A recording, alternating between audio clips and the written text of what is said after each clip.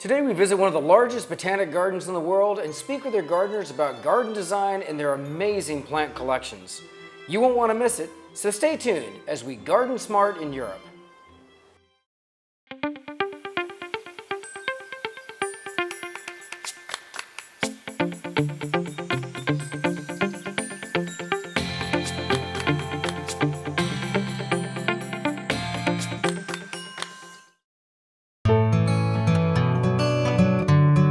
Bring the outdoors into your everyday life.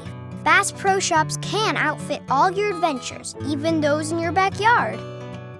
Bass Pro Shops, your adventure starts here. DRAM has been providing gardeners with professional equipment for over 75 years. DRAM products feature 9 water patterns and are designed to nurture your plants with a shower of rain. DRAM for lawn and garden, available at garden centers near you.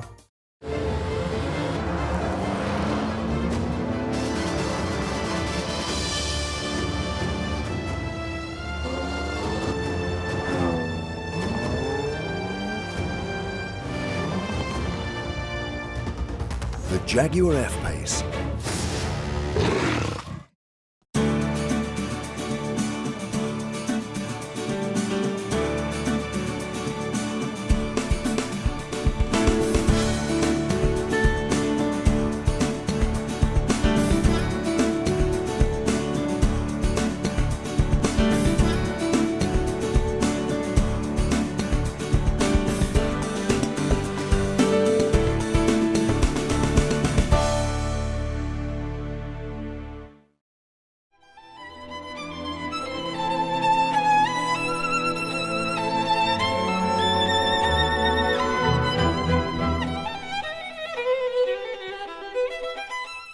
Belgium's second largest city and biggest port is Antwerp. This charming city is the country's capital of cool. It's long been a powerful magnet for everyone from fashion moguls to art lovers and diamond dealers. In the mid-16th century, it was one of Europe's most important cities and home to Baroque superstar painter Peter Paul Rubens. Antwerp retains an intriguing medieval heart with plenty of cafe-filled cobbled lanes, a riverside fortress, and a truly impressive cathedral.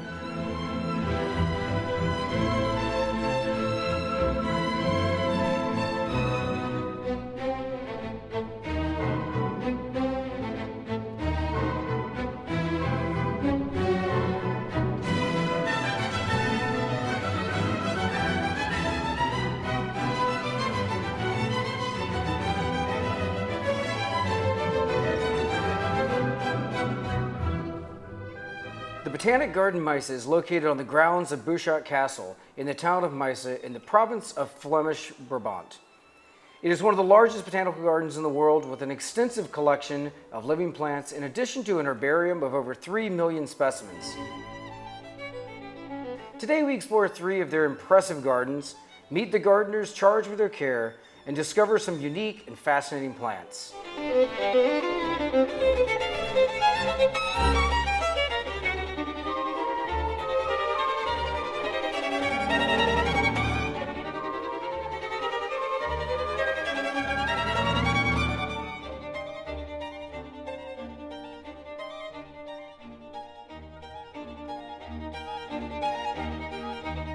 Manja van Hooy is the executive in charge of communication and promotion, and we'll speak with her today and learn the history of the gardens. Madame, thanks so much for joining us today. I'm so excited to visit the Meise Botanical Gardens. I'm really happy you're here. It's a beautiful day, and I will talk a bit about history, because we weren't always here. This castle was here before we were here, because one of the parts is really the tower, the square towers from the 12th century. Wow. And the rest is built years and years and years later. But the garden only was here just before World War II. And before we were in Brussels, and even in Brussels, we were moving around a bit. Then we became too big and we moved to another place. We became too big, we moved to another place.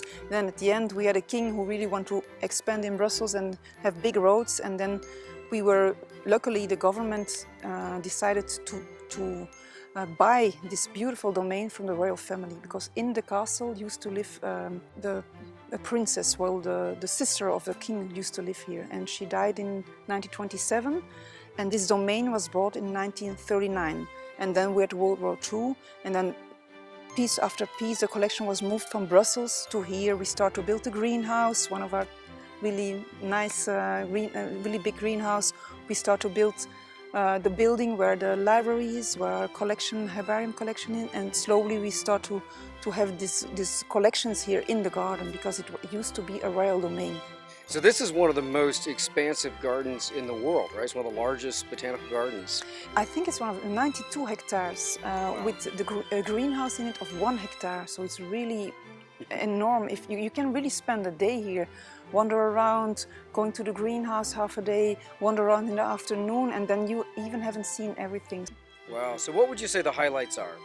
Well, one of the highlights is our beautiful castle. You can even go to the roof there. We're doing expositions in it. It's used for companies to present something. You can have a marriage here, so it's really one of the center of our garden. But we also have the greenhouse. We have the little, a really little cute greenhouse built by the architect who's building the greenhouse in Royal Greenhouse in Laken. But also our big magnolia collection. We have a really beautiful rhododendron wood. We have a lot of oaks. So our botanical collections are also, because they are already so long that we build them up, that there are really some nice old species and sorts that you can't find in a new botanic garden. So it's because we're such an old garden, you really have these old trees here. There's also one of our, the combination of the park and the collections and the historic castle makes it wonderful. Yeah, and so this is a public garden, and it's funded through tax dollars, and which is a huge advantage for Yes. specifically this garden, because the research component of what you're able to do and the contributions that Meise Botanical Gardens has made has been enormous. We not only have the public part, we also have in the building the scientific part. We have our library, one of the biggest European library, botanical library books. So public can go there, not really wander through the books, but ask for a book, and we really have old ancient books. So that also we have our herbarium with more than 4 million species, and they are all digitalized, so people can all around the world can go to the website and look up and really look close, because the photos are really sharp.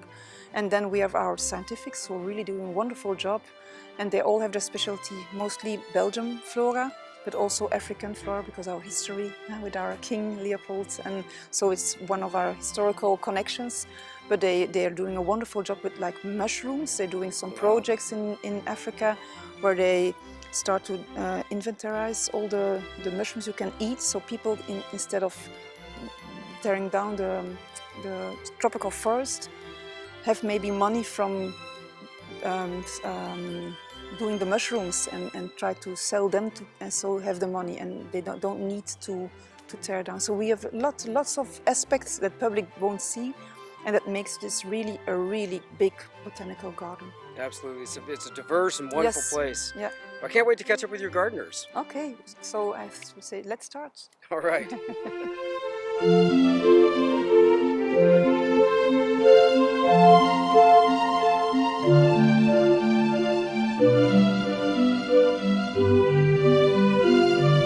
Stan is one of the many gardeners that takes care of this amazing greenhouse structure. Stan, thanks so much for joining us. Thank you, you're welcome.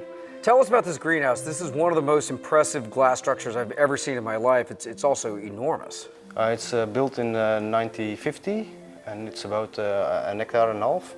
And yes, it's built by steel and wood. That's especially the wood sides is glass and wood. So how many different environments do you have here? I think about 15. So we have a lot of different greenhouses. They are combined one big 8. Wow, so in that way you're able to show off all these different types of plants, and I walked through here earlier and saw, you know, pretty much these wonderful collections that are from all over the world. It's all over the world, and you can visit the world in one day. Right. Tell me about some of the collections. First. The collection, we have a collection about, we have cacti, we have the spring glass house. It's with flowers from you have in spring, but you can visit it also in winter. We have spring in winter. We have the evolution cast. It's a greenhouse. It's very important to see where is the evolution of the plants, from where we come and where we stay. And then we have the edible plants, the mabundo, where we stay now. We also have the Mediterranean greenhouse, and the biggest part, we have the rainforest in the front of that's the last we renovate for the moment. Wow. So every gardener has their own specialization. Yes. And I want you to talk about yours because I think it's so fascinating. My specialization for the moment is the RSA, and the most important plant of the RSA for me is the Amorphophallus. So I have a lot of Amorphophallus to keep. Wow, that's such a fascinating plant. You've got some wonderful examples of it over here, and I understand you recently had 2 of them that flowered. Yes, last year we have 2 of them in flower, and we have to make a pollination, so we have the first babies now. Wow. So, and we have also the second. We have the seeds also from the second pollination also.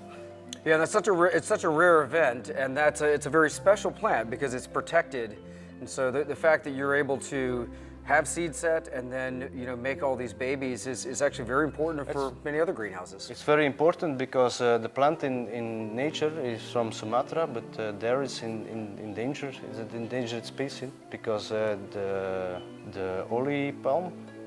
It's right. They cut the forest and the plant can survive there. So we keep them in the greenhouse and we make a lot of babies to send to all the botanical gardens in the world. Yeah, one thing I think is fascinating about this plant, not only is the bloom fantastic. It's the biggest flower you have. In all the world? In all the world, it's the biggest flower. Really? Wow. Yes, the flower. It's about 2.5 meters. Wow. So it's not bad. Yeah, and the plant itself is very unusual. It's a very primitive plant. It basically... Yes, it's a big tuber who produce every year 1 leaf.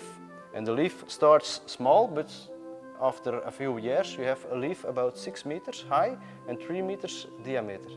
So it's quite big. Wow. And the flower, after 12 years, 9 till 12 years, you have a flower, and then the flower stays about 2.5 meters. And every year you have then 1 year a flower, the year after you have the leaf. Wow. Because you have to grow a bill. Well, it's a fascinating world that you live in, and I think you picked the best specialization of all in the greenhouse. Thank you. Amorphophallus. It's great. Thank you so much, Stan.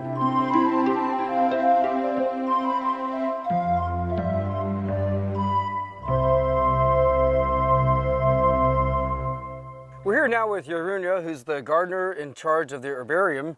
Jeroen, thank you so much for being with us. Yeah, welcome. Let's talk to me about this garden. A herbarium is, I think, such an interesting place, especially for a horticulturalist, because it's a collection of a very, very wide range of plants. What role does this garden serve in the broader garden here? This is a systematic garden where the plants are divided in different families, and important is that the plants on this side, the oldest in the evolution, and when you go further in the garden, they are younger in the evolution. Okay, so the layout of the garden is going to be split up by very specific taxa. So there'd be one genus in a row, and then, as you said, it moves in an evolutionary fashion from the oldest plants to the newest plants. So it's a wonderful way of getting a look into the way that plants have changed over time. Tell me about some of the plants that you find particularly interesting. First is the Aloysia citrodora. It's a very interesting because the smell of this flavor. It smells like a lemon, and they gave very small white lilac flowers from June to until August. And very important of this plant is that you can use the leaves of the plant for make tea. Yeah, what are some of the other ones that you find throughout the course of the year that you're excited about? Other plants that you're interested in, it's Cinara cardunculus is a very important plant in this garden. It's from the Asteraceae family, and you can use the stems of the plant to eat them. Oh wow! They have a similar taste like artichoke, and but there's a little bit bitter the taste. And there's a trick to make them sweeter. The stems of the cardunculus is then in early spring you put a terracotta pot over the plant. Okay. And it's a little bit dark under the terracotta pot, and then you give bleach stems, and they taste sweeter than. Oh wow! So it's like white asparagus. Yeah, yeah. Fascinating. Well, one thing that's really important for the visitors of this garden, and any garden that has an herbarium like this, is that they're able to see throughout the course of the year what's in bloom. And this is a year-round garden, so you're changing plants out throughout every single season. And so you can get a sense of, in this region, when are different plants blooming. And also, I think it's very interesting to be able to see inside of a given genus, what are the difference from species to species. And it's a great way of actually learning, all different plants and of course seeing what's going on throughout the course of the year in the garden. In the center of the herbarium, you have this beautiful glass greenhouse that's a really unusual structure. I'd like for you to tell us a little bit about it. This is the Ballatkas, it's the greenhouse. And it's built by Henri Ballat. And he was the student of Victor Horta. And he took this as an exercise to build the royal greenhouse in Laken. And this greenhouse is moved 2-3 times before he came here in Meise. First was it in Brussels, in Uckel, in the zoo and then he moved to here. Wonderful. Yeah, that's a great story, and it's a really, really impressive structure.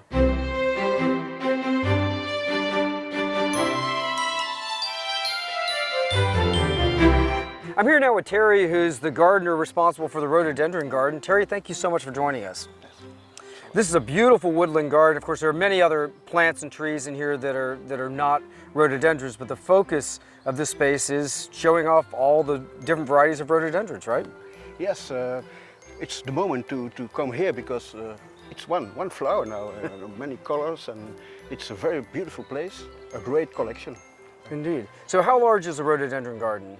Well, it makes, I think, an hectare.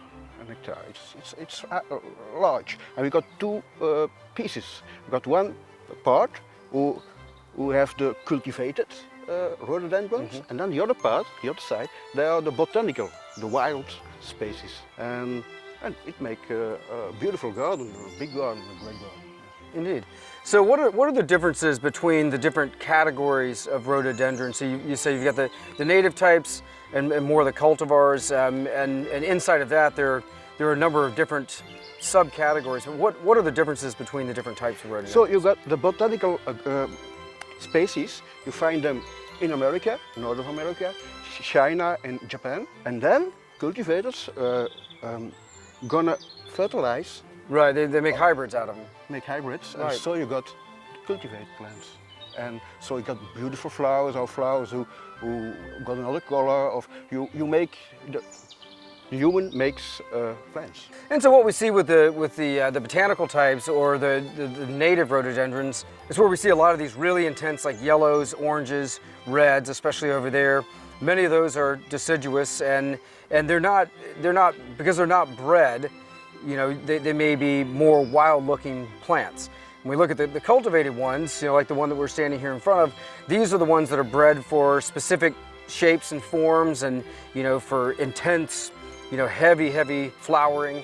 And yes, we play with colors, we play with forms, we play with the nature of it. Right. And the other, it's our large trees. So some are very big trees, little trees, but.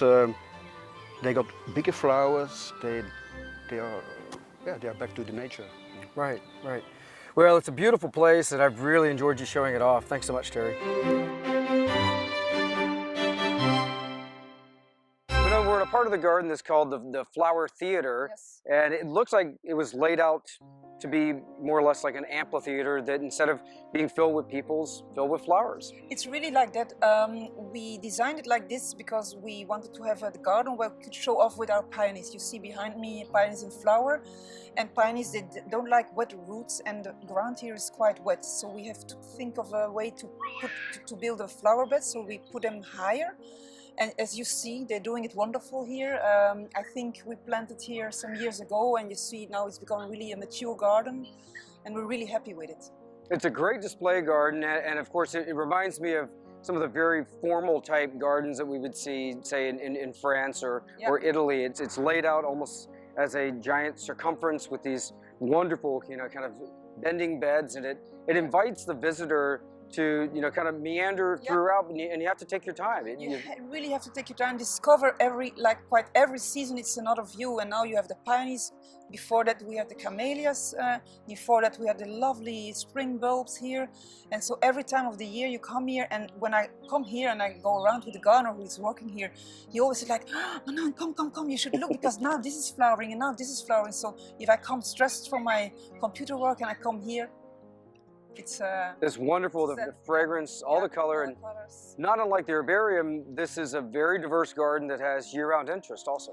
Really, and even in the peonies you have a structure, because we have our botanical sorts, and then where we are here, this part, there are more the cultivar, and you have the really old cultivars from the 19th century, and then if you go to that part of the garden, you have the more new, like 1950, 1960, and we are still trying to find more newer cultivars to really have a nice story to tell the public if they wander around here.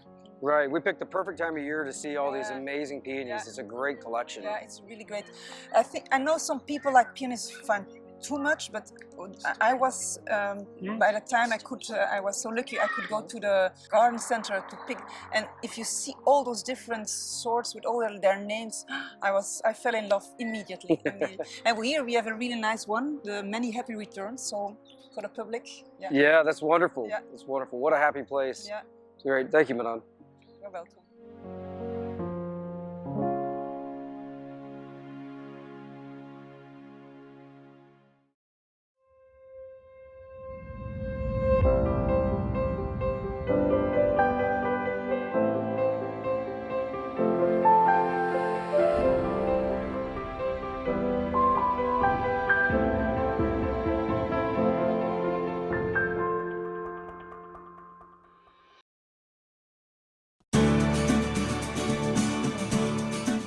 Each week we travel the country north to south, east to west, visiting some of the most exciting gardens, as well as talking to industry horticulturalists about design principles, new plants, and also how you can be most successful with your home gardens.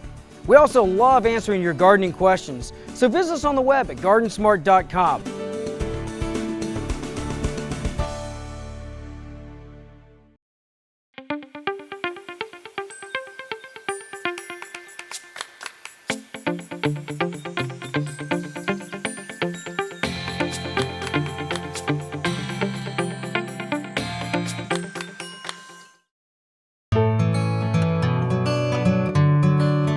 Outdoors into your everyday life.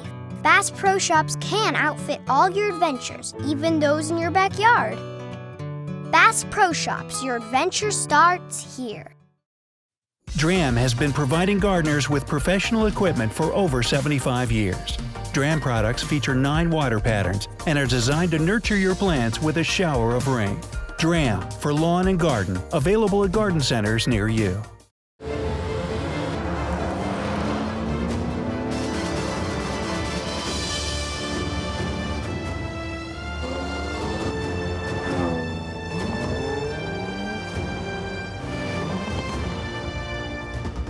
The Jaguar F-Pace.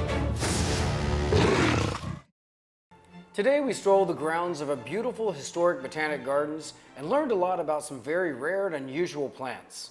If you have questions about anything you've seen today, visit us on the web at GardenSMART.com. And remember, even if you're a master gardener, there's always more to learn. So join us next week for more great gardening tips and ideas as we garden smart.